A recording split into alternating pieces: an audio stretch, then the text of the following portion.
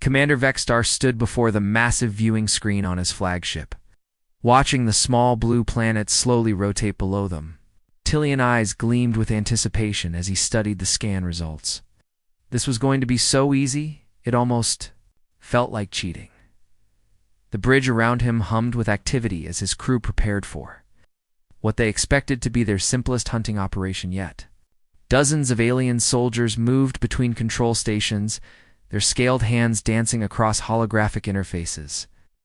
The air recyclers filled the space with the metallic scent that all Kethfer ships carried. "Commander, we have completed our initial analysis," his second-in-command reported, approaching with a datapad clutched in his clawed hands. "The dominant species calls itself human. They appear to be mammalian, bipedal, and remarkably primitive." Vexstar's mandibles clicked together in the Kethfer equivalent of a smile. "How primitive are we talking? You still use chemical propulsion for their spacecraft, sir? No plasma weapons? No energy shielding? No quantum communicators?" "Their military technology appears to be kinetic-based projectile weapons. Their most advanced vessels barely manage to escape their planet's gravity well." The commander turned away from the viewing screen and walked to his command chair, settling into the specially designed seat that accommodated his segmented spine. This was almost disappointing. Kethfer had spent the last 3 centuries hunting intelligent species across the galaxy, harvesting their neural patterns for the great collective consciousness back on their homeworld. They had faced species with advanced plasma cannons, others with molecular disruptors, and even a few with primitive time manipulation technology. But humans? They looked like they were still in their technological infancy. "Sir, should we begin?" "The standard intimidation protocol?" asked his tactical officer from across the bridge. "Not yet," Vexstar replied, studying the tactical display. "How many of them are there?" "Approximately 8 billion individuals spread across several continents. They appear to be divided into multiple political entities that frequently engage in conflicts with each other. Perfect. Divided prey was always easier to harvest." The Kethfer had learned long ago that species who fought among themselves rarely managed to coordinate an effective defense against external threats. "Begin communication jamming," Vexstar ordered. "I want every satellite, every transmission tower, for every communication device on that planet rendered useless within the next 10 minutes. The crew immediately began implementing the order. Across the bridge, operators activated massive signal scramblers that would blanket the entire planet in electromagnetic interference. It was a tried and tested method that had worked on every species they had encountered.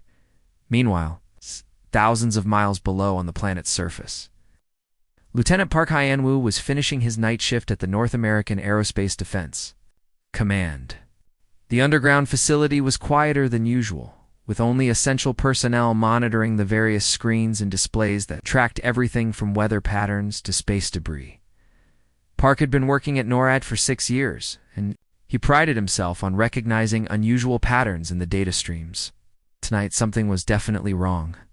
The radar displays were showing objects that shouldn't exist, moving in formations that defied conventional aircraft capabilities.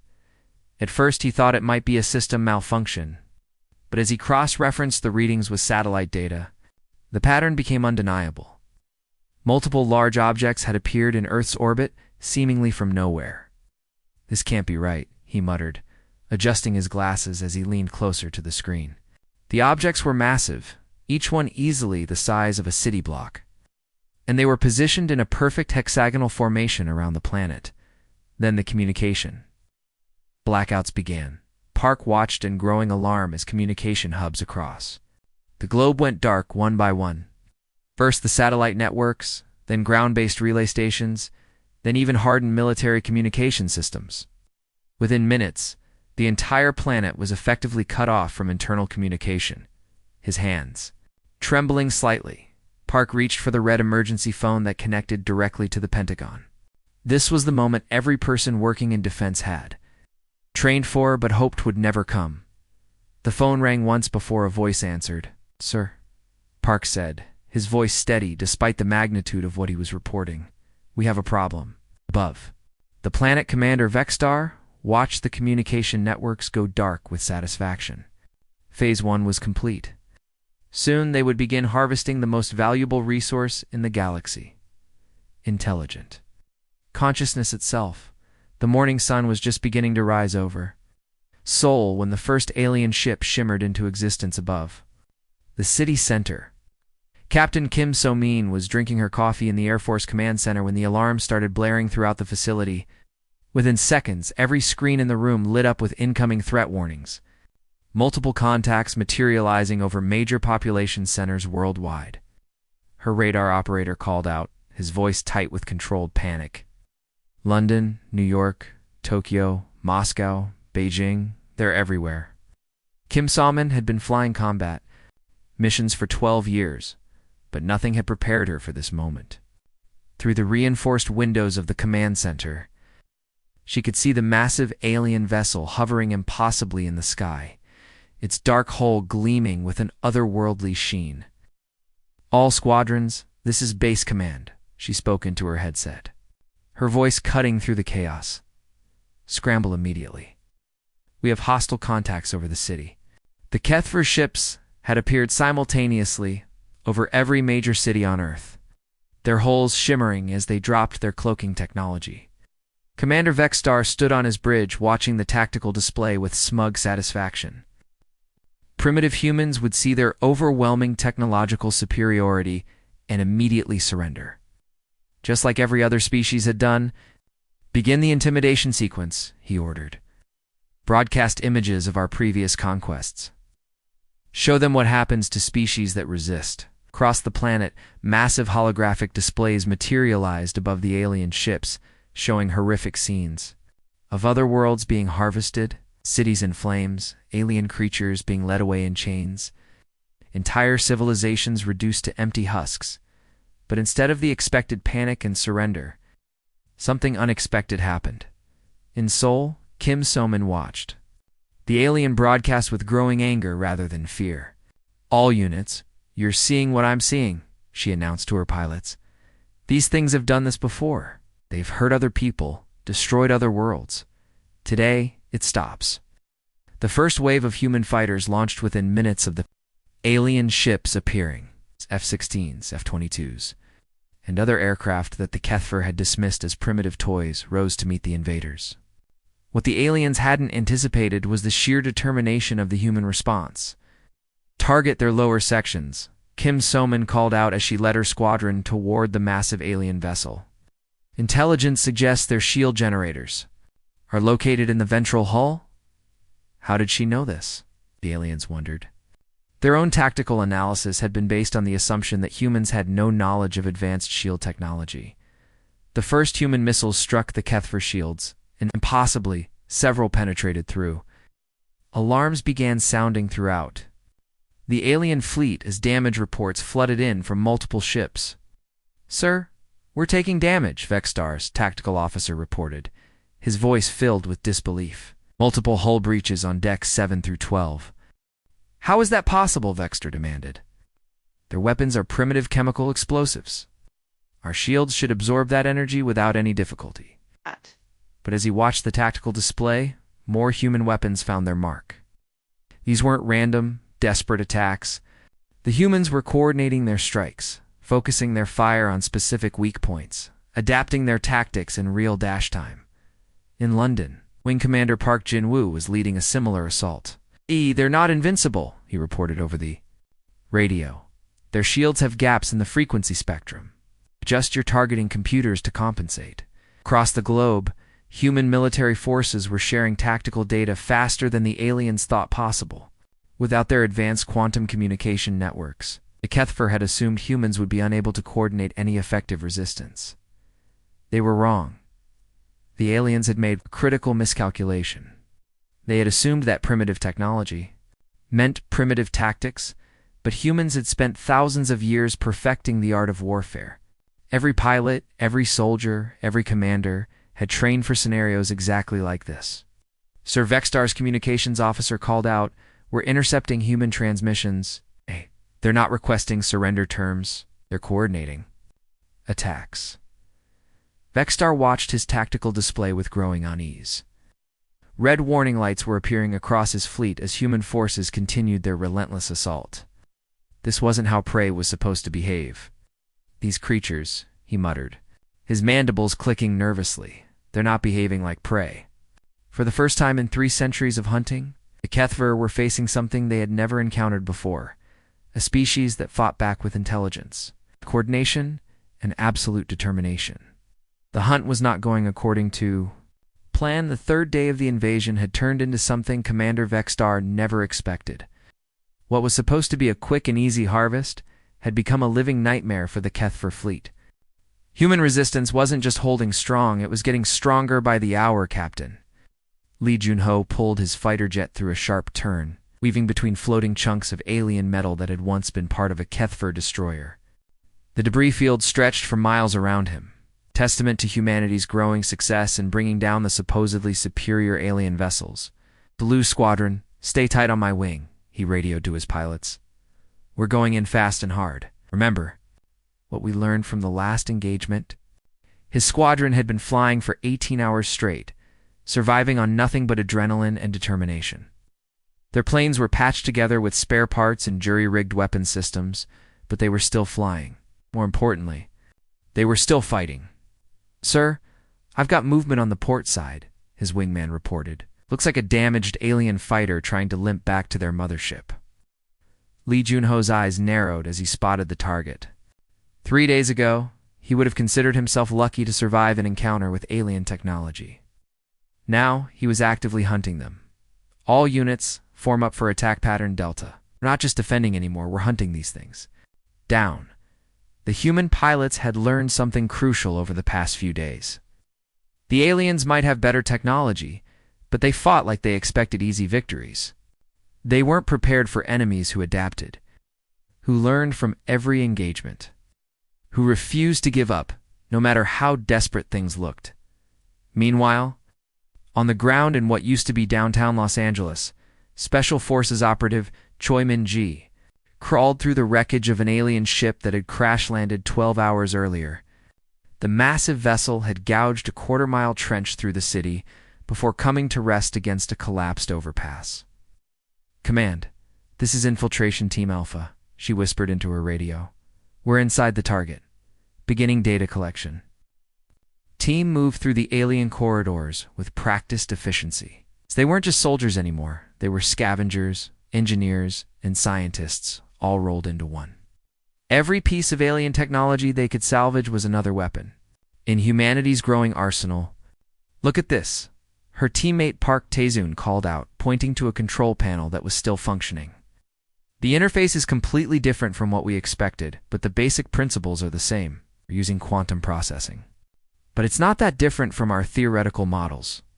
Choi Min-ji nodded as she carefully removed what looked like a power core from the alien ship. Command was right. All those years of science fiction movies and video games actually prepared us for this. We've been thinking about alien technology for decades. Back on the HFY command ship, Commander Vexstar studied the tactical reports. With growing horror, his fleet had lost 12 vessels in the past 24 hours. 12 ships that had been designed to dominate primitive civilizations were now floating wreckage around this backwater planet. "Sir, we're receiving reports from multiple crash sites," his intelligence officer reported. "The humans are salvaging our technology. They're reverse engineering our weapon systems faster than we thought possible." Vexstar's mandibles clicked. In agitation, how fast? Within hours of recovering a piece of equipment, they're already implementing modifications to their own systems. Their learning curve is unlike anything we've encountered.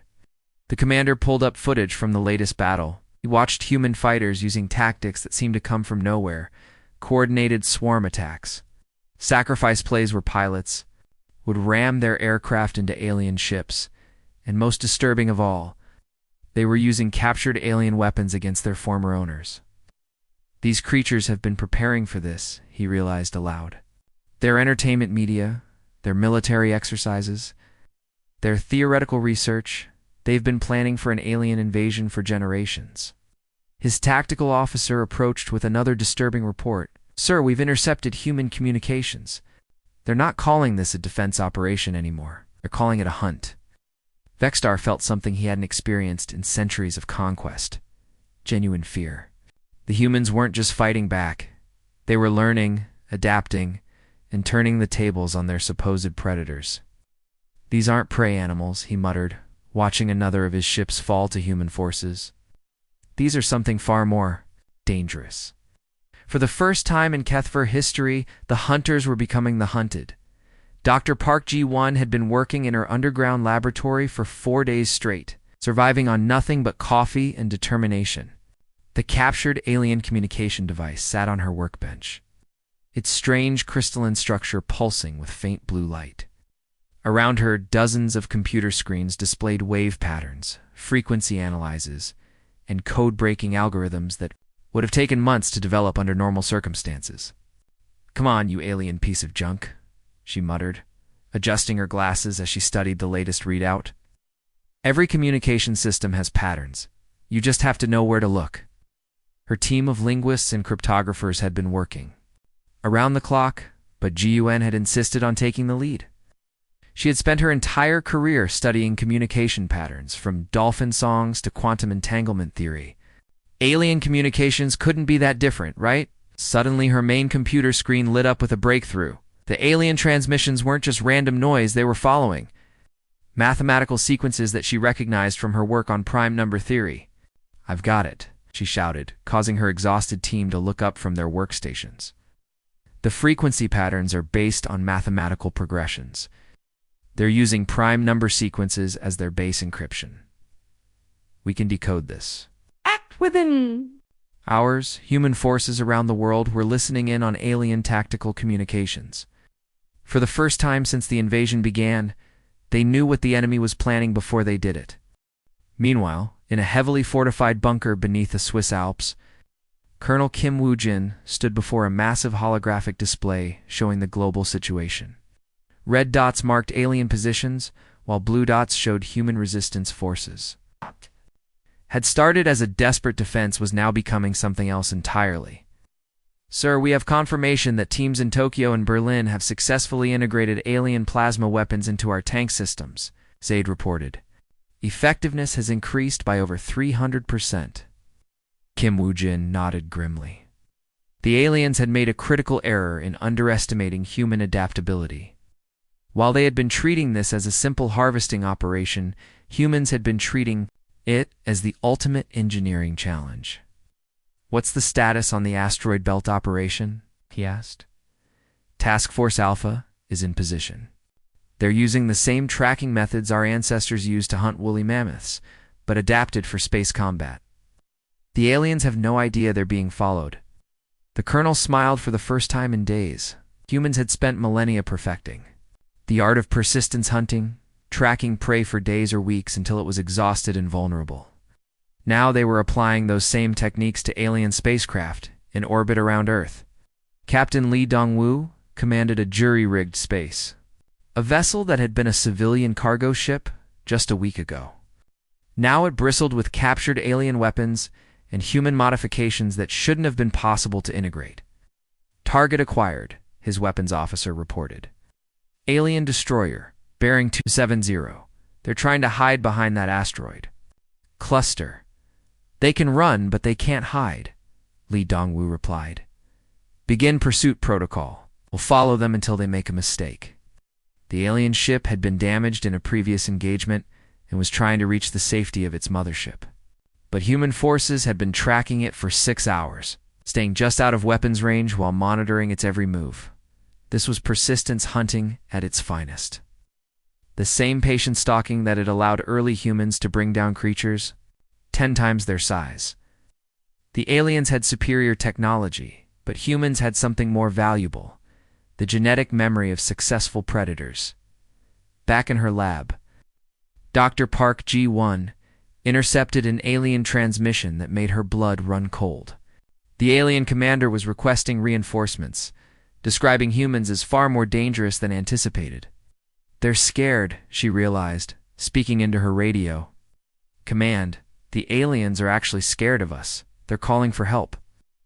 Response came back immediately. "Roger that, Dr. Park. Keep monitoring their communications. We need to know everything they're planning." She continued her work. Ji-won couldn't help but smile. The aliens had expected to find primitive prey on Earth. Instead, They had found something that had spent millions of years evolving into the perfect hunters, creatures who could adapt, learn, and persist until their prey was defeated. The hunters were about to discover what it felt like to be hunted by the ultimate predators. Commander Vexstar stood frozen in his command chamber, watching the battle footage that his reconnaissance drones had captured from the latest engagement. What he saw defied everything the Kethver thought they knew about prey species. On the screen, human soldier continued fighting. Despite having 3 plasma burns across his chest and a shattered arm hanging at his side, the man's eyes held. Something that made Vexstar's scales crawl. Not fear, not desperation, but pure, focused rage. "Pause the recording," Vexstar commanded, his voice barely above a whisper. "I'll replay that sequence." His bridge crew watched in uncomfortable silence. As the footage showed the wounded human soldier single-handedly taking down Kethver warriors who were twice his size, the human moved with a fluid, predatory grace that seemed impossible for a creature that should have been dying from its injuries. "Sir," his science officer approached cautiously, "we've completed our analysis of human physiology and behavior patterns. The results are... disturbing." Star turned away from the screen, his mandibles clicking nervously. "Report. These creatures aren't what we assumed them to be. Their entire evolutionary history is that of apex predators. They didn't develop advanced technology because they were prey trying to survive. They developed it because they were hunters trying to become more efficient killers." The science officer activated a holographic display showing human evolutionary history. "Look at this data. Their ancestors hunted creatures that were 50 times their size. Massive beasts with thick hides, sharp horns, and incredible strength. And yet, humans brought them down using nothing but primitive weapons and coordinated tactics." Meanwhile, aboard the Kethver vessel designated as Target 7, Marine Sergeant Lee Dae-yoon moved through the alien corridors with her squad. They had breached the ship's hull 20 minutes ago, and now they were systematically clearing each section. "Movement ahead," whispered Corporal Park Min-ho, his rifle trained on a junction in the corridor. 3 hostiles, armed with plasma weapons. Lee Dae-yoon held up her hand, signaling for her team to stop. She studied the tactical situation for exactly 3 seconds before making her decision. "Kim, take the left flank. Park, cover the right. I'm going straight up the middle." What happened next would have been impossible for most species to comprehend. Instead of seeking cover or trying to outflank the enemy, Lee Dae-yoon charged directly at the alien soldiers. Her squad moved with her in perfect coordination, each member knowing exactly what the others would do without needing to communicate. The aliens had superior weapons and armor, but they weren't prepared for the sheer aggressiveness of the human assault. Within seconds, all 3 Kethver soldiers were down, and the humans were already moving deeper into the ship.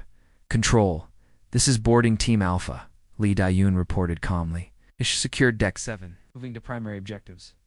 Back on the Kethver command ship, the science officer continued his disturbing report. "Sir, we've been monitoring their combat behavior. These humans don't just fight to survive, they fight to dominate. When they're wounded, they become more dangerous, not less." Vexstar watched more footage of human soldiers in combat. He saw a pilot whose aircraft had been shot down continue fighting with a pistol against armored aliens. He saw a tank crew abandon their destroyed vehicle, only to set up an ambush that eliminated an entire alien patrol. "They're pack hunters," the science officer continued. "Every human carries the genetic memory of ancestors who brought down creatures far larger and more dangerous than themselves. They used persistence, coordination, and pure determination to exhaust their prey before moving in for the kill." The tactical officer interrupted with an urgent report. "Sir, we've lost contact with Vessel 7. The human boarding party has taken control of the entire ship." Vexstar felt something he had never experienced in centuries of conquest. Genuine terror. How was that possible? That vessel had a crew of 300 warriors. "The humans, sir. They don't fight like any species we've encountered. They fight like predators who have been hunting for millions of years." On the captured alien vessel, Lee Dae-yoon stood in the ship's command center, studying the alien control systems. Her squad had not only taken the ship, they were already figuring out how to fly it. "Command, this is Sergeant Lee," she reported. "We've secured the alien vessel, beginning salvage operations. These things have some impressive technology, but nothing we can't figure out." As she spoke, she noticed something that made her smile grimly. The alien crew had barricaded themselves in their quarters, too terrified to continue fighting. Had given up not because they were outnumbered, but because they had finally realized what they were facing. Back on his command ship, Vexstar made a decision that would have been unthinkable just days ago. Recall all boarding parties, cancel all ground operations, or pulling back to safe distance. His crew stared at him in shock. The Kethver had never retreated from a prey species before. "Sir," his tactical officer asked, "are we withdrawing from the system?" Vexstar looked at the tactical display, watching human forces systematically hunt down his scattered ships. "No," he said quietly. "We're not withdrawing. We're running." The hunters had become the hunted. Lieutenant Commander Oh Tae-young pressed, his back against the cold metal wall of the alien corridor, listening to the strange clicking sounds that echoed through the ship's ventilation system. His boarding party had been inside the Kethver vessel for 47 minutes, and they had already taken control of 3 entire decks. "Sir, the aliens are trying to seal off Section 12, reported his demolitions expert, Corporal Jun Hai-rim. "They've activated some kind of energy barrier." Oh Tae-young smiled grimly. The aliens kept trying to use their advanced technology to stop human boarding parties. They didn't understand that humans had spent thousands of years learning to overcome obstacles that seemed impossible. "Remember what we learned from the Soul operation," he told his team. "These energy barriers run on power conduits. Find the source, cut the power, and the barrier disappears." His squad moved through the alien ship with the fluid precision of a wolf pack. Each member knew their role without needing detailed instructions. They had trained for urban warfare, ship-to-ship combat, and hostage rescue operations. Alien technology was impressive, but the basic principles of tactical movement remained the same. "Contact ahead," whispered Sergeant Lee Baram from the point. "Position, for aliens, looks like they're trying to set up a defensive position." What happened next would have puzzled any military strategist from a conventional species. Instead of engaging the aliens directly, Oh Tae-young's team simply disappeared.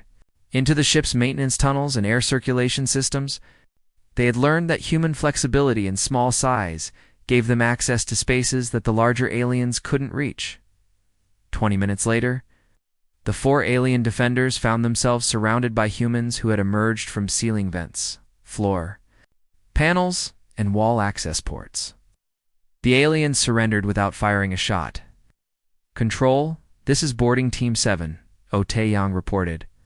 "We've secured the engineering section. Their entire power grid is now under our control." Meanwhile, on the Kethvar flagship, Commander Vexstar watched his tactical display with growing horror. Red warning lights were appearing across his entire fleet as human boarding parties systematically captured ship. "Sir, we have a problem," his communications officer announced. "The humans are coordinating their attacks across multiple vessels simultaneously. They're hitting us from 3 different directions." Vexstar stared at the display in disbelief. "How is that possible? You've jammed all their communication networks. They shouldn't be able to coordinate anything beyond individual ship operations." His tactical officer approached with a datapad full of disturbing information. "Sir, we've been analyzing their attack patterns. The humans aren't using traditional communications to coordinate their assaults. They're using something else." "Do you mean they're predicting our responses, sir?" "They know how we'll react to their attacks, because they've been studying our behavior patterns for days. They're not just coordinating their current operations, they're planning 3 moves ahead." The truth was even more disturbing than the aliens realized. Human forces had been learning Kethver tactics through careful observation, the same way their ancestors had learned to predict the behavior of wild animals. Every alien response to human attacks had been cataloged, analyzed, and turned into predictable patterns. On the human command ship, Admiral Yoon Hai-jin studied the tactical display with satisfaction. Team Alpha has secured the alien destroyer. Team Beta is inside their cruiser. Team Gamma is moving on the flagship. Her aide looked up from his communication station. Admiral, how are our teams coordinating so effectively? The aliens have been jamming our communications for hours, Yunhaijin smiled. We're not using communications, Lieutenant. We're using something the aliens don't understand, human intuition. Every boarding team knows how the others will operate because we all think like hunters. Back on the Kethfer flagship, the situation was becoming desperate. Sir, the humans have breached decks 15 through 20, reported the security. Chief, they're moving toward the bridge. Vexstar felt panic rising in his chest. Deploy the automated defense systems. We'll seal all corridors. Use every weapon we have. But it was too late. The humans had already learned to bypass alien security measures. They moved through the ship like a virus, adapting to every defense the Kethfer threw at them. Sir, his tactical officer said quietly, I'm receiving reports from across the fleet. The humans aren't just boarding our ships, they're capturing them intact. They're taking our technology, our weapons, our entire vessels. Vexstar realized the full scope of the disaster. The humans weren't just defending themselves anymore. They were actively hunting the Kethfer fleet, using the same persistent tactics that had made them the dominant predators on their homeworld. They're not fighting like prey, he whispered. They're fighting like hunters who have cornered their quarry. The first time in Kethfer history, the predators had become the prey. Captain Song Minho stood on the bridge of what had once been a simple cargo freighter, now transformed into humanity's first interstellar warship. The vessel hummed with alien technology that his engineering team had somehow managed to integrate with human systems in just 3 days. Sir, we're detecting hyperspace signatures, reported his navigation officer, Lieutenant Park Soo-young. The alien fleet is attempting to retreat to coordinates outside our solar system. Song Min-ho studied the display showing the fleeing Kethfer vessels. A week ago, he had been hauling supplies between Earth and the Moon. Now he was commanding a ship that could travel faster than light, pursuing aliens across the galaxy. They think they can run from us, he said grimly. Follow those signatures. We're going after them. The human crew worked with intense focus as their ship engaged its captured alien propulsion system. None of them had trained for interstellar pursuit, but they were learning on the job with the same determination that had gotten them this far. Meanwhile, deep in space, Commander Vexstar's remaining fleet limped away from Earth at maximum speed. Half his ships were gone, either destroyed or captured by human forces. The survivors were damaged and demoralized, their crews barely believing what had happened to them. Sir, we're receiving pursuit signals, his sensor operator reported with barely controlled panic. The humans are following us. They're using our own hyperspace technology to track us. Vexstar felt his breathing become rapid and shallow. Is that possible? They couldn't have mastered hyperspace travel in just a few days. His science officer approached with a datapad full of terrifying information. Sir, we've been monitoring their technical development. The humans aren't just copying our technology, they're improving it. Their modifications are actually making our systems more efficient. On the bridge of the human pursuit vessel, Captain Song Min-ho watched the alien fleet appear on his long-range sensors. They were only 6 hours behind now, and closing fast. Engineering, how are our power systems holding up? He asked. Better than expected, sir, came the reply from Chief Engineer Kim Jae-won. The alien technology is remarkably adaptable. We've managed to increase efficiency by about 40% just by rewiring some of their control systems. Song Min-ho nodded with satisfaction. Humans had always been good at taking existing technology and making it better. Now they were doing it with alien science that was supposedly thousands of years ahead of their own. Back on the Kethfer command ship, desperation was setting in. Vexstar activated the emergency communication system, sending a priority message toward their homeworld. This is Fleet Commander Vexstar to High Command, he broadcast. Catastrophic failure. The species designated as human has proven to be far more dangerous than any previous assessment indicated. We are retreating from their system, but they are pursuing us with captured fleet assets. He paused, struggling to find words for what he needed to report next. High Command, we have made a grave error. These creatures are not prey. They are apex predators who have been waiting for worthy opponents. They have taken our technology, learned our language, and discovered the locations of our colonies. We have awakened something that should have been left alone.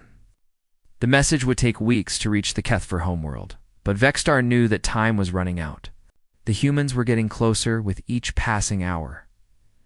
On the human ship, Communications Officer Lee Jin-young looked up from her station with an expression of grim satisfaction.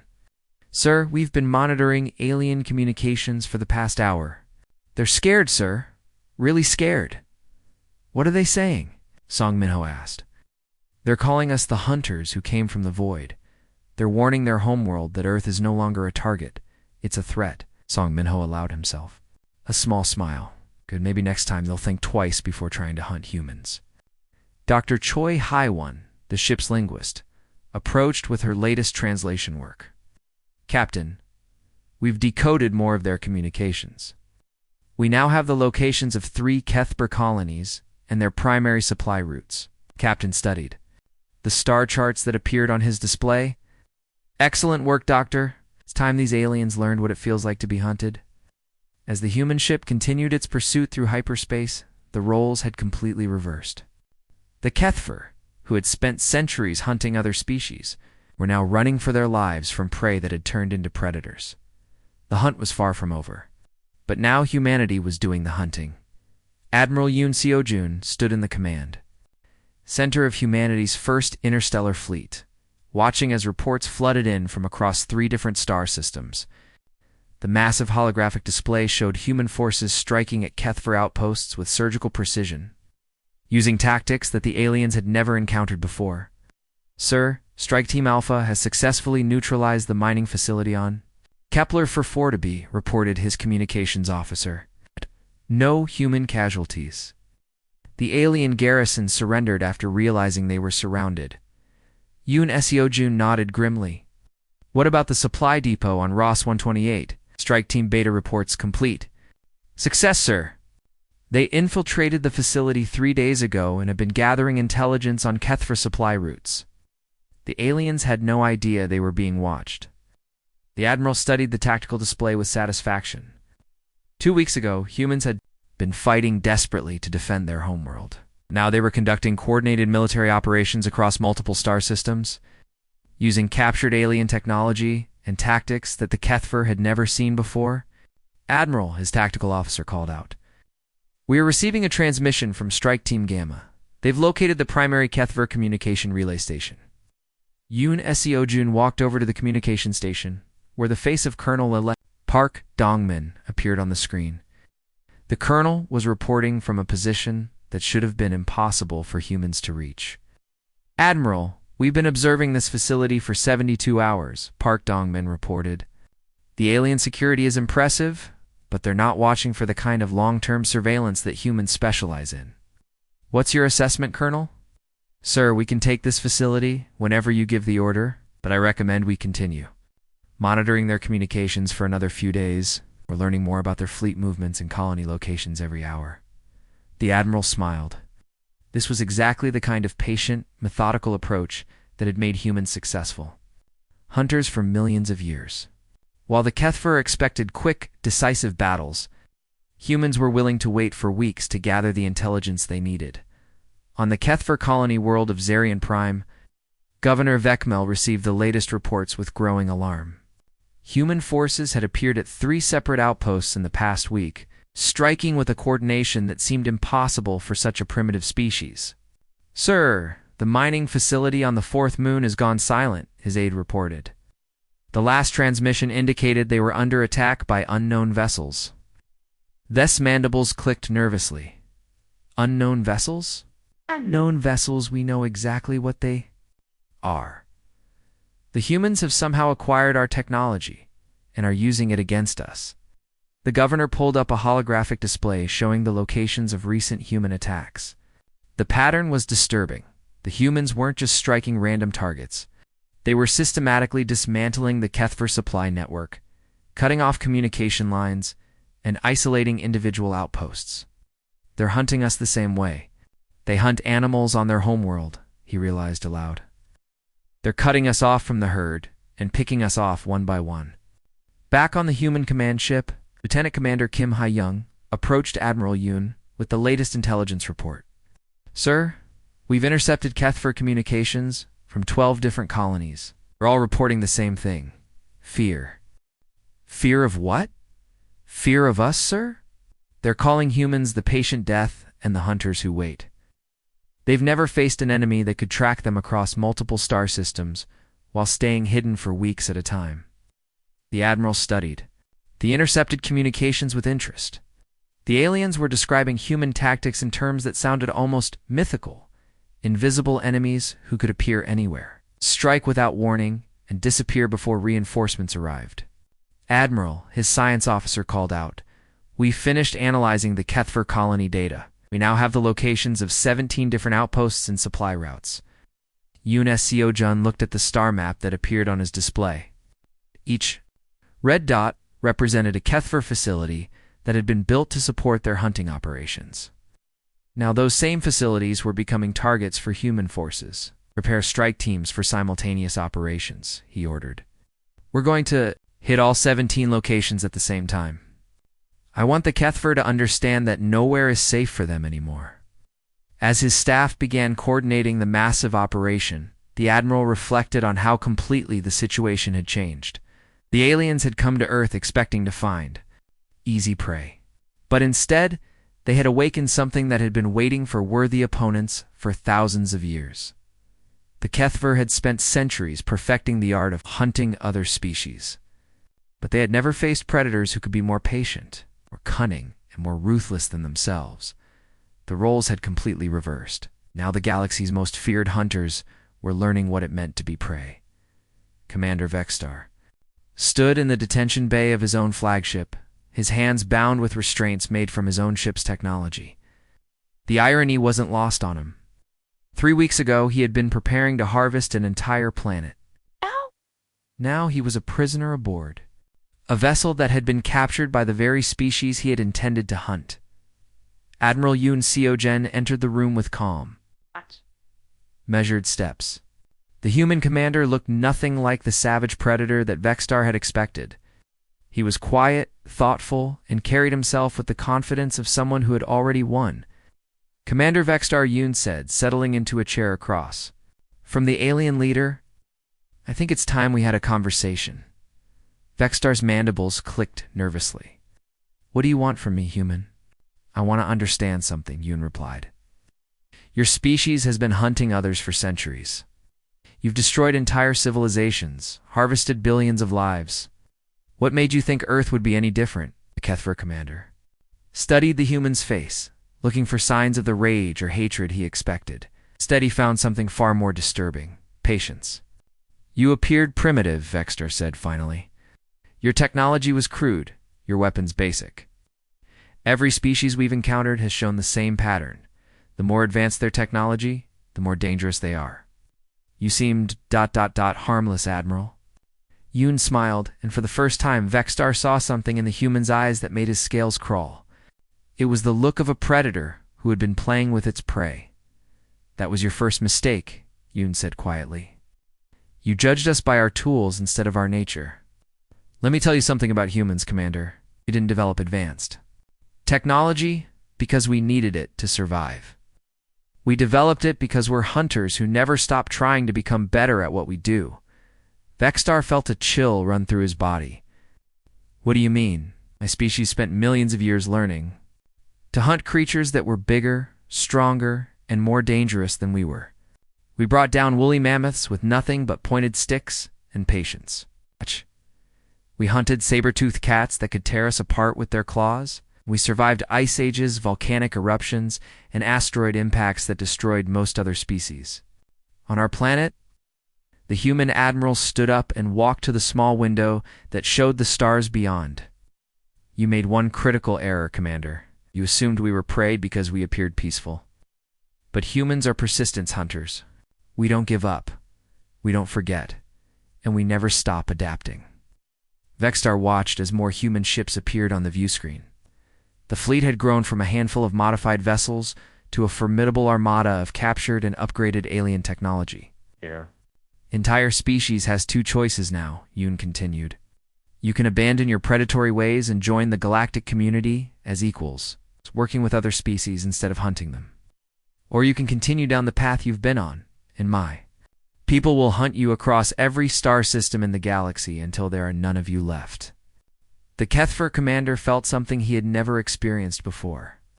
Genuine terror at the thought of being hunted by something more patient and ruthless than himself. What guarantee do I have that humans won't simply become the new predators? Vexter asked. Yoon turned back to face him. Because we've already proven that we can be something better. We could have destroyed your homeworld by now. We have the locations of all your colonies, all your supply routes. Instead, we're offering you a chance to change.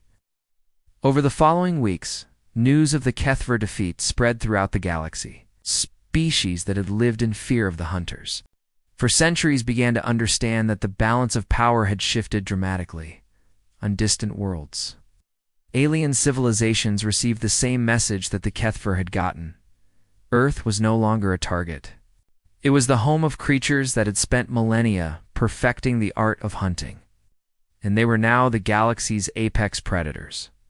The irony was perfect.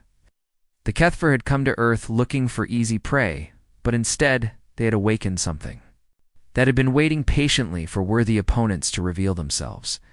The galaxy's food chain had a new top tier, and for the first time in eons, the hunters had become the hunted.